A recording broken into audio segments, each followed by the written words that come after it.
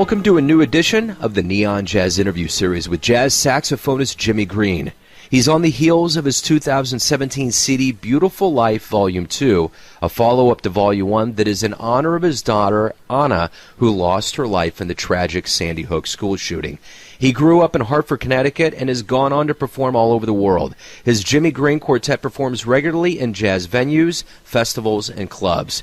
He's been on 75 albums as a sideman. He's toured and recorded with Horace Silver, Tom Harrell, Freddie Hubbard, Harry Connick Jr., and Kenny Barron. And these days, he's an assistant professor of music and a coordinator of jazz studies at Western Connecticut State University. He talked about music, healing, and the future, and so much more. Get to know him and dig this interview, my friends. Hey, Jimmy, thank you for taking a minute out for me today. I appreciate it. My pleasure. So I'm going to go ahead and start off here with your latest album, Beautiful Life Volume 2. Yes. Great album. I loved it. And I want to know, you bet, I want to know what went into this album, why Volume 2, and how do you feel about how this album came out? Well, I'll answer your first question, why Volume 2? There's a story that I tell in the liner notes. The release concert, the first concert after the release of the album Beautiful Life. The album was released in November, late November of 2014. And there was a concert in early December of 2014, pretty close to where we live, at the university where I coordinate the Jazz Studies program, Western Connecticut State University. It's in Danbury, Connecticut, about an hour north of New York City. And we had a concert with Renee Rosnes and John Patitucci and Jeff Tain-Watts and myself, quartet. And we were joined on the last song by a children's choir and some other musicians, some former students of mine, Greg Lapine and Teresa Peters. So we recreated the last track on the Beautiful Life album called Little Voices. And throughout the concert, my daughter Anna's probably her closest friend from birth. Her name, I don't want to give her name in case her parents, aren't keen on that. So she was sitting next to my wife during the concert, and she leaned over to her and said, Auntie Nelba, this music is beautiful, but it's very slow and very sad. Anna was a very lively girl. She would have liked something she could dance to. And my wife shared this little tidbit with me later on in the evening. My first reaction was, oh my goodness, what else do we need to do up there? We're trying our best. But, the more I thought about it as the days went on, the more I realized, she's right. If Anna were here, she would love music she could dance to because she loved music, she loved to sing, and for her, music and dance was all one thing, So that kind of got me pointed in toward the direction of this album, and I had a lot of help. I mentioned the musicians that played on that initial release concert. They all joined me for the second album, and I actually added a couple more musicians to that group. Percussionist Rogerio Bocato, with whom I've been friends for quite some time since he and his family moved to this area from Brazil. And he teaches quite a bit. He teaches at the Manhattan School of Music, and he's taught at the Hart School and other places, Queens College. And actually, in the process of working on the doctorate degree at Manhattan School of Music, I was able to take an independent study with him in Brazilian rhythm. And so some of the songs on this album are a direct result of my studies in Brazilian rhythms with Rogerio. The other musician that's added to the group is Mike Moreno, the guitarist. And I've always loved Mike's playing. He actually recorded with me before on my album from 2007 called Gifts and Givers. And I heard Mike's sound and, added to the rest of the musicians in that particular group. And the other group on the album is a quartet that I formed about, a year and a half ago. And it's Kevin Hayes, Ben Williams, and Otis Brown III.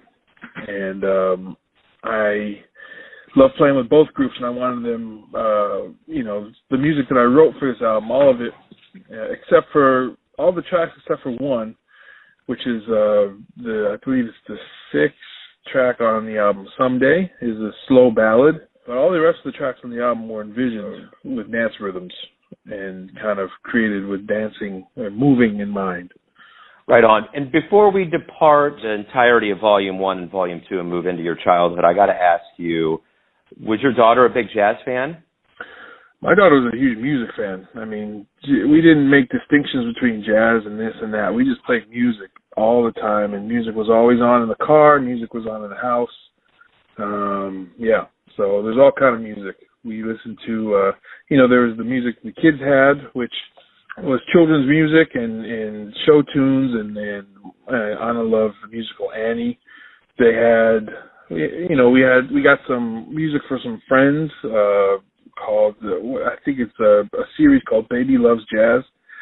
It's kind of these really clever reworkings of, not reworkings, but they're new compositions, but geared towards kids and with certain themes in mind. And then, whatever music we were listening to, whether that be gospel music or classical music or jazz or R&B or, whatever pop music, we listened to all of it. So, right on. Anna she just loved music, period. She loves to sing and loves to move around. Absolutely. At the end of the day, music tends to be one of those things that I think is going to save us and keeps us sane and keeps us in that mode of moving forward. How cathartic was the first volume when you released it after going through what you went through? How cathartic was it to release that album in honor of your daughter and to have a musical epitaph, so to speak? Well, for me, honestly, the helpful part wasn't necessarily the release of the album, but the process of going through, and writing the music, and cathartic, I hesitate to use that word because there was really no, brightness at the end of the process or whatever. There's the grief process is long and ongoing and still going on today, so it's helpful for me as a musician to have, an outlet to express the feelings and thoughts and emotions and that words just can't, and that to have music is an amazing means of communication. It's an amazing means of connection, So I'm thankful I have that medium to work in. And sitting and writing the songs, and arranging them and kind of fine-tuning them, to me, that process is so incredibly, it's a beautiful process, and I'm glad that I could have something else to focus on during these months and years after my daughter was killed. Something else to focus on besides the daily, grief that is a part of my life and a part of my family's life. So let me go back in your life to your childhood in Hartford, Connecticut. How did you get into a position where you fell in love with jazz and has made such a rich career out of it for you? Well, I had a lot of people around me that were really instrumental in kind of moving me along and helping me develop this, help me see through the passion I had for music. First of all, my dad was never a professional musician, but was very, very interested in learning how to make music himself, even though his graduate degrees are in math and business and engineering. He always wanted to learn how to make music, so he took a correspondence course in the early 70s from Berklee College of Music and learned about songwriting and arranging. And, by the time me and my siblings came along, he kind of passed on, what he knew to us and got us instruments and got us going when we were pretty young. But, having access to an instrument was great at that age, but I never really practiced it and wasn't forced to practice it, really. And for me, I look back on it now, and I thank my parents for not forcing it down my throat. You have to practice an hour a day or whatever, because I was really, honestly, at that point, interested in a lot of other things. I loved baseball, I loved, doing things that kids love to do. At one point I was into video games and basketball and all kind of other things. So I look back, and when I was young, I was exposed to jazz music. It was never played a lot in my house. My father was not even he wasn't a big jazz fan. My mom wasn't really a big jazz fan, but growing up as African Americans in the time that they did, they were familiar with the music because, my dad, for example, grew up in Alabama, and radio stations in those days, black radio stations played everything, They played blues and jazz and gospel and R&B and soul, and, so he was aware of all the great jazz saxophonists, even though he didn't necessarily listen to them a lot, but he knew about Dexter Gordon and Sonny Rollins and Charlie Parker and John Coltrane. So when I got interested in it, he bought me records of theirs. And my mom, from my mom's side of the family, my grandparents grew up, they were teenagers during World War II. So they were coming of age in the height of the big band era. So my grandfather always talks about loving Jimmy Lunsford's band and going to see them and hearing Count Basie's orchestra live in person when they would tour through Connecticut. So, they always had jazz music playing. I remember as a 7-year-old going to hear, I just remember the names. I don't really remember the music so much, but I remember the names. Near my hometown, there was a summer concert of Oscar Peterson and Ella Fitzgerald. And this is in the early 80s. So, I was exposed to the music. I didn't really pay much attention to it. But by the time I got into the 7th and 8th grade, particularly 8th grade, I had a teacher. Actually, there was an opening in the high school jazz band. A couple of tenor sax players were also football players. They had to miss a lot of the rehearsals because of football practice, so they needed, someone to come fill in. So I got invited from the 8th grade to come up to the high school to fill in, and I really enjoyed the experience. And the guys that were in the high school band, my sister was one of them. She was a year older. She was in the high school jazz band. So the older kids, the seniors and the juniors, were really helpful, making me cassette tapes of things to listen to and things of that nature. So I really started to listen to the music in the 8th grade and started to ask my dad about those records, and he let me borrow a couple records. There's some records of his that he had in his songwriting studies that he owned. One was Oliver Nelson's arrangements on a Cannibal Island record called Domination. He had another record, kind of a compilation called Jerry Mulligan, the Arranger, and he also had a record of Coleman Hawkins called The Hawk Flies High, and I really fell in love with that one. Just the sound of Coleman Hawkins in the band and the small group, I listened to it over and over and over and over and over again. So I asked him to get me some more records, and he did. And so I really started listening. Probably around the time I was 14 years old, big time. Started to become a big fan of the music, and had teachers along the way to help me out. There was one woman in particular named Yvonne Radandi, who ran what was called the Creative Arts Program for secondary students at Bloomfield High School in Bloomfield, Connecticut, where I grew up. And what her job was to pair up students who were really interested in the arts to mentors in the area. And so, who happened to be in my area, who was a master of the art form that I really love, saxophone in particular, and jazz music, was Jackie McLean. And she knew of his community art school, the Artist Collective, and she made the connection. She got me invited to go over to the Artist Collective on a Saturday morning. I remember the date to this day is early November 1990. I think it was November 3rd. And my mom drove me over to the Artist Collective, and we pulled up in front of the building. It was this old pre-war school building in the north end of Hartford, and the building wasn't much to look at, but I remember opening the door and stepping out and just hearing the sound cascading out of the windows, and I'd never heard anything like that before. And walking in the door, it was the Clark Street School that the Artist Collective had found its home in, and there were no carpets really. It was hardwood floors and plaster walls. And then if you've ever heard Jackie McLean's sound in person, it was the most humongous, piercing, resonant saxophone sound. Bouncing off all that plaster and hardwood, you could hear it around the whole neighborhood. And I'd never heard anything like that in my life before.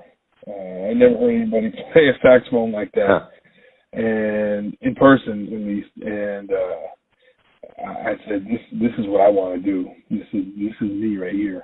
So from that moment, I knew that this is what I wanted. Beautiful. So when you did start performing live and you got really into it, were you nervous, or was the stage a natural place for you? That's a good question. I mean, I think with anything, any activity you do, I've spent so much time practicing and so much time rehearsing and so much time, listening and imagining. By the time you get on the stage, you have a group that you've prepared some material with, and so there might be a little nervousness. There probably was a little nervousness leading up to those early performances. But there's just a lot of, there's so much preparation that goes into it. There's so many little details that you're thinking of at the moment.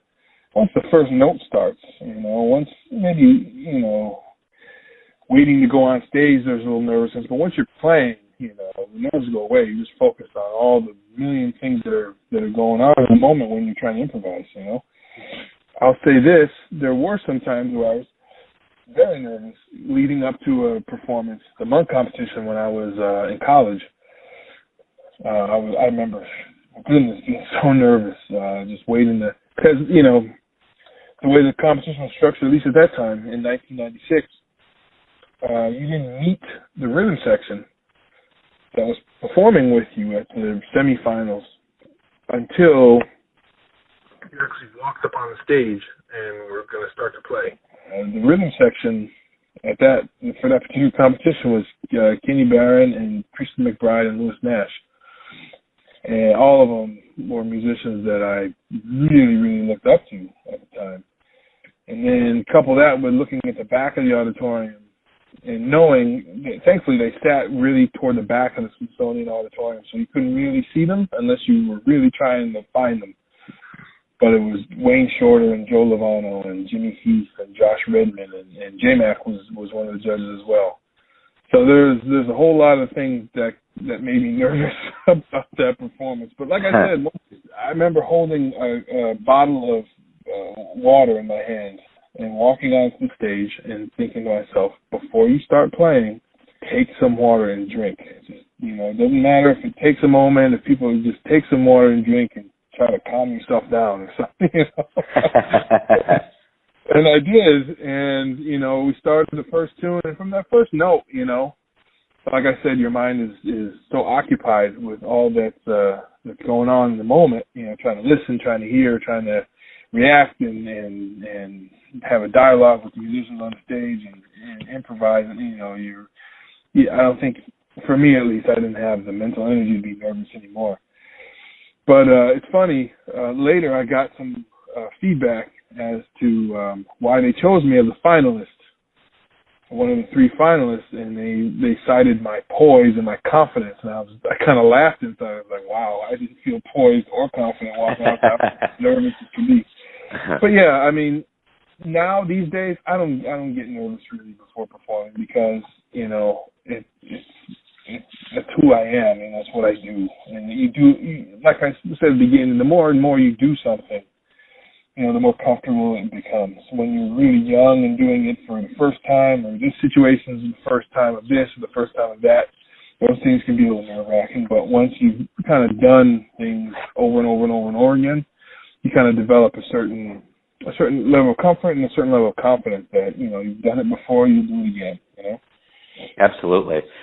You're a well-educated man, and I think sometimes in life we're only as good as the educators that really instill all of these nuggets of wisdom and teachings in our brain. Is there any teachers, not even teachers, but is there any advice that you got over the years that really resonates with you to this day still when you either climb on stage or go into the studio as an active jazz musician? There's too many to count.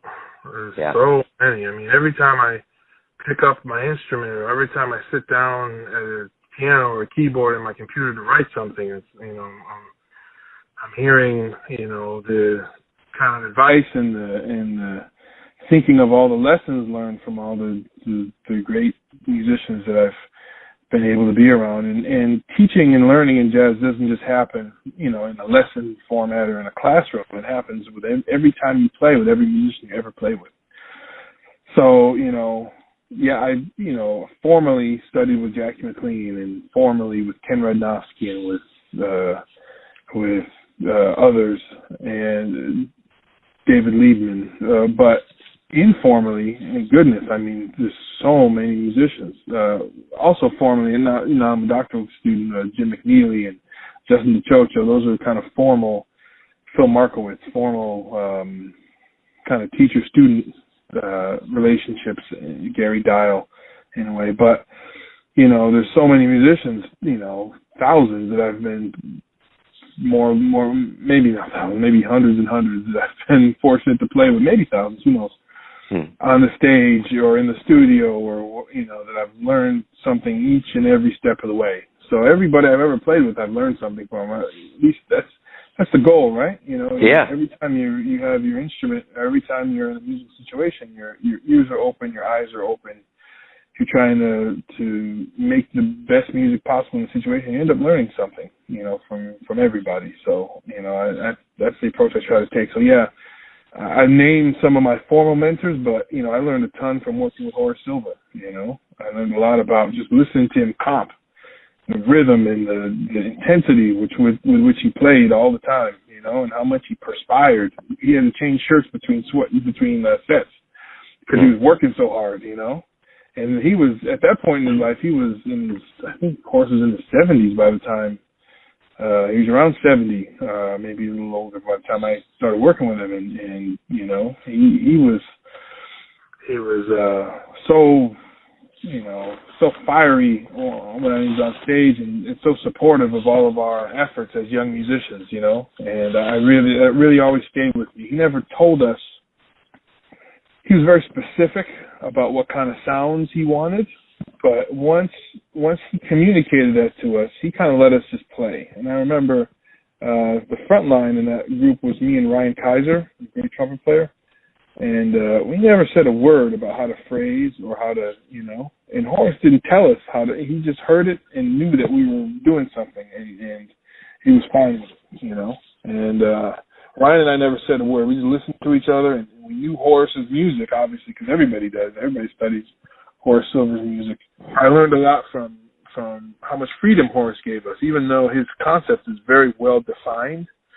He wanted us to be free when we improvised, which I always appreciated. And Tom Harrell as well. He kind of gave all of us, when I worked with him, he gave all of us a lot of freedom, too. I don't ever remember once hearing Tom give any sort of musical direction to any one of us that were playing with him. He just hired the people that he really, really thought would fit his music at the given time, and he just let them play. He just let us play, which I really, really appreciate. And I try to do that with my own groups. There's some band leaders that want a specific sound on this song, and I want you to sound like this person on this song or this person on that song, And to me, that goes against so much of what makes what we do beautiful. It's like this, if someone has really done their homework and understands how things work in how things have worked traditionally and how, the great masters have accomplished certain things, and they have a firm rooting in all that, then the whole point is to be free and to improvise. John Coltrane wasn't trying to sound like, or Miles didn't tell John Coltrane to sound like Sonny Rollins or to sound like, Sonny Stitt. He wanted him to sound like John Coltrane. That's why he hired him, So I try to do that with the bands I put together, the musicians who I really feel will fit a certain, the music that I want to present, and let's play. That's the fun part. Almost sounds like it's that's the role of being a good parent. You provide the discipline, that framework for discipline, but allow that growth through freedom. Absolutely. Yeah. I mean, you want someone to realize their full potential, and not be shackled to some, ideal that you hold dear. You instill what you want. The music will tell you, what is necessary at any given time. Putting the words, sometimes it can do a lot more harm than good, I guess. And I've seen it do both. I've been around musicians who felt like, the leader in whatever their situation was, the band leader was just not willing to let them explore too much creativity. They wanted a certain result every time, Yeah. And as a really creative improviser, there's not much not much good that can come out of those kind of situations. Yeah, absolutely. And I'm thankful that band leaders some of the band leaders I work with, like Horace, like Tom Harrell, and others as well, Lewis Nash and Avishai Cohen, and a lot of band leaders that I work with have really been, open to hearing people express, and that's a credit to them, and it's how the music develops. Absolutely. So let me ask you this. I don't want to get too highly reflective, but I do want to point out, you've had a number of solo albums. You've been sideman on over 75 albums, played with Horace and Tom Harrell, Freddie Hubbard. The list goes on at places like the Village Vanguard. When you release a new album, it probably opens up a level of reflection on your career. But when you do look back on your career, how do you feel about what you've done, where you're at right now, standing in this moment in 2017? I feel very blessed. And there's a lot of great musicians who haven't had the same opportunities I've had, and I feel very blessed to have been put in the situations I've been put in and be put around the people that I've been put around. So I don't take any of that for granted. At the same time, I always feel like there's more to do. There's a lot more I could be doing right now. And that's the great part about music is you never reach the end. You're always looking, you're always searching, you're always inspired to find more, to express more, to create more. So that's where I'm at too. I don't spend too much time reflecting. I'm more interested in what's next. What's new? What can I figure out today? Absolutely. Well, the opinion of the industry is obviously very high. You've received a lot of brass from ASCAP awards. In 2004, you were the winner of the Chamber of Music America's New Works. There's a lot of awards that you've won over the years, and I don't want to know what your favorite one was, but what award did you get that just surprised you? You didn't expect it, doing your thing, you hear about it, and you're like, wow. Wow. I guess all of the above, There's some awards that you apply for, obviously, like the Chamber of Music America Award, the composition grants, and you apply for. So you're in the whole process, and you're hoping that it works out, and, and the Grammys as well, you apply for that. They don't just come calling. You have to apply and submit certain things to categories. But every single award is an honor, because there's so many people that apply to them. There's so many talented, deserving people who apply to them. So, every single time that I'm recognized, I don't take any of it for granted. I feel very fortunate that people think highly of me.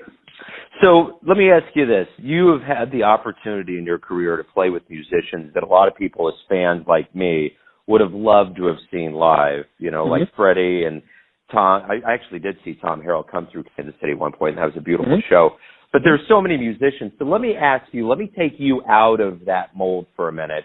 And I put that jazz DeLorean in front of you and tell you can punch into digits to the year and the place and see a musician in the annals of jazz. Who are you going to go see and why? Wow, that I've never had a chance to see live before. I would love to see Miles. I never got a chance to see Miles live. Any of the bands that he played in, I would have loved to see. I listened to him on record, and just the power of his rhythm is the first thing that strikes me. It's unbelievable, you know. There's never a note out of place rhythmically, you know. And then the power he commanded with his sound and just with his, the kind of urgency with which he played, you know. It's I would love to hear that live.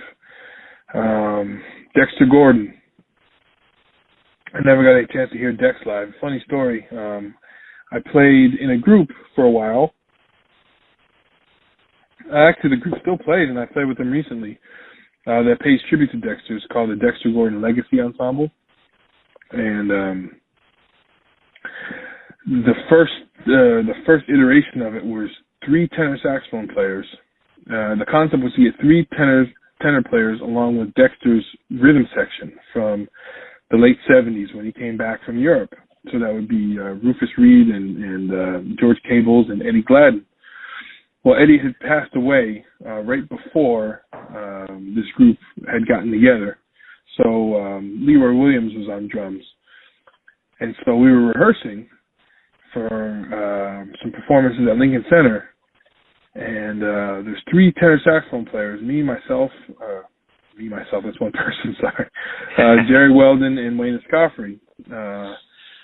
And all 3 of whom I would say have pretty good-sized saxophone sound, tenor sounds, right? And so we were playing a melody, I think it was Fried Bananas, one of Dexter's tunes. We were playing a melody in unison. And in the middle of us playing this unison melody and the rhythm section, you know, cooking behind us, George Cables jumps off the piano bench and yells at the 3 of us, "Now that sounds like Dexter." It took 3 of us to equal the amount of sound that one man could pull out of his horns. I thought that was hilarious. I would have loved to hear that live. I would have loved to hear Dexter live. Wow, yeah. But a lot of my, you know, a lot of my heroes I've gotten a chance to hear live and play with. I would have loved to hear Sonny Stitt. I would love to hear Sidney Bechet. Coleman Hawkins. I mean, there's Little Bird, of course, you know, Train. There's so many, you know. Absolutely. I wish I could have heard. Duke Ellington. Yeah, the list goes on and on and on. Yeah, it's a hard question. Yeah, Monk. I would have loved to hear all of them live, yeah. Yeah, I would have too. Absolutely. Born a bit too late to hear a lot of them, but yeah. Yeah. So let me ask you this. As a practitioner of jazz, someone that obviously loves the craft as much as you do, you dedicated your life to it, I had a very simple question for you. Mm-hmm.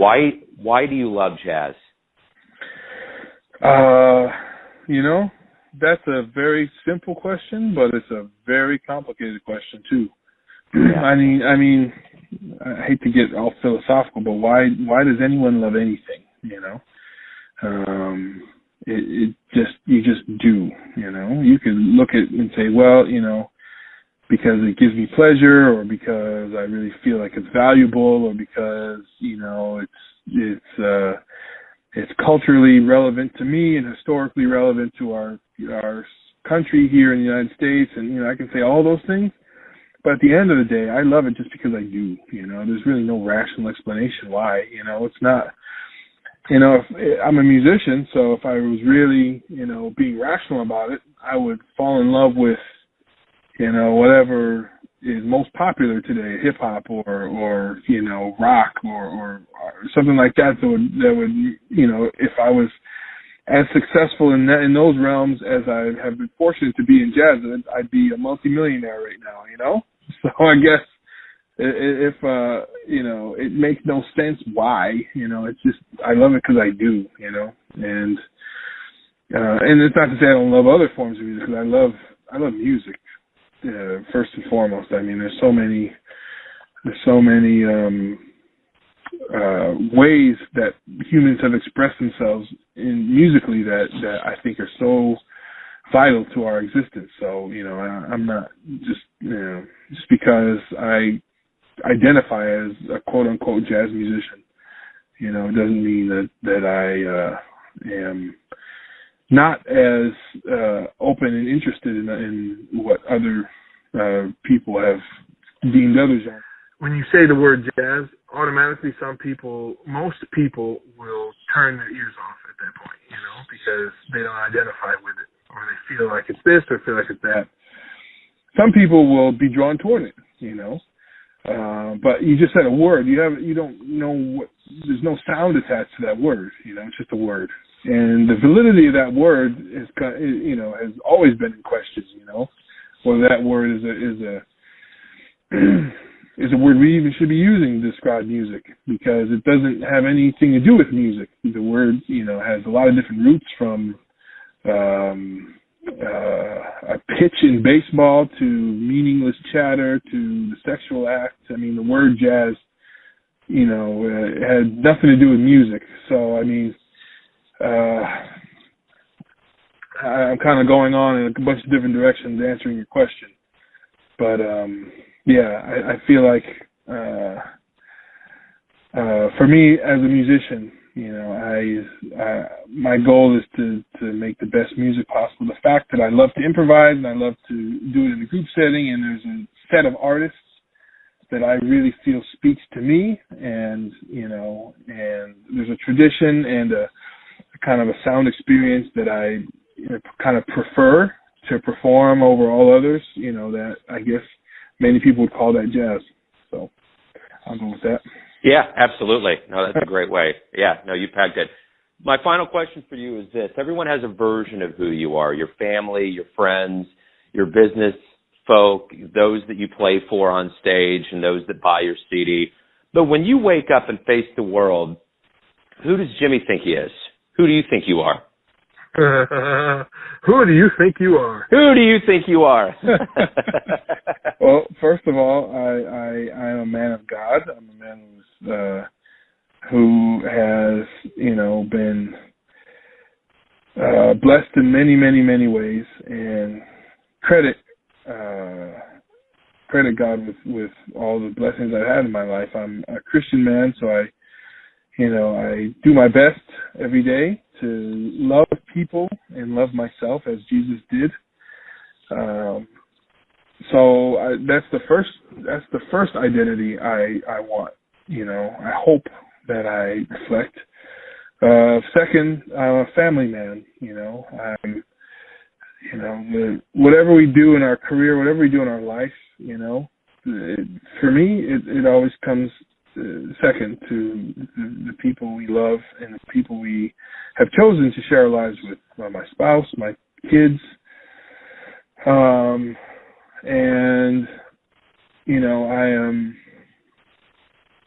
I'm a musician. Third, that's what I eat, live, breathe, and sleep.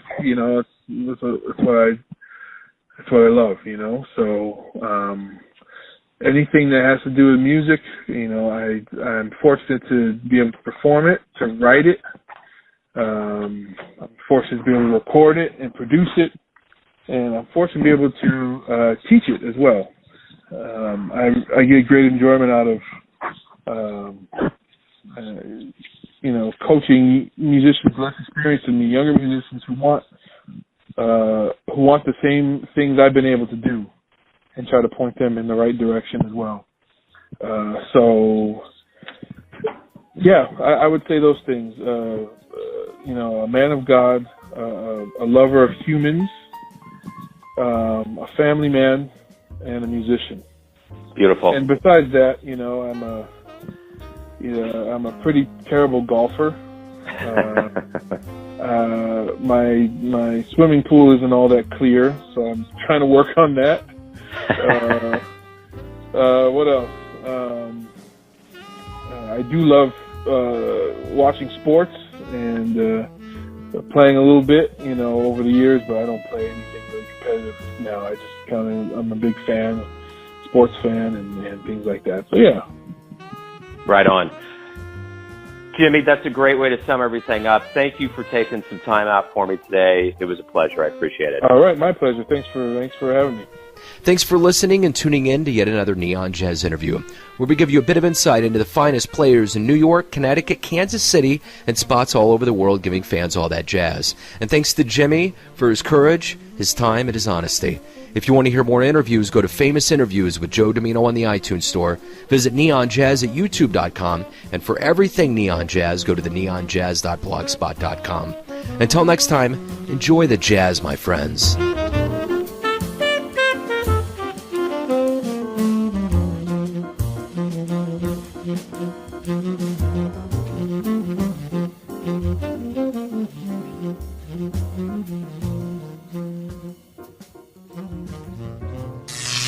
Neon Jazz.